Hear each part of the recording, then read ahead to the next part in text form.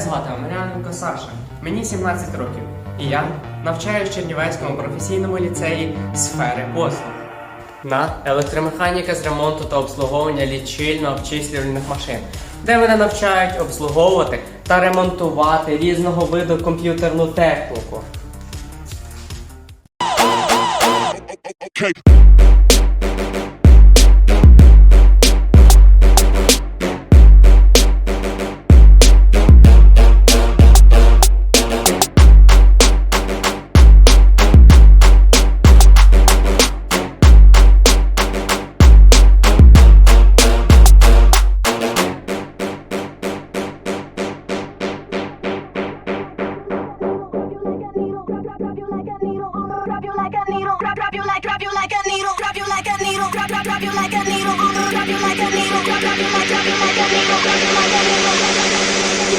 Ayo, drop that shit.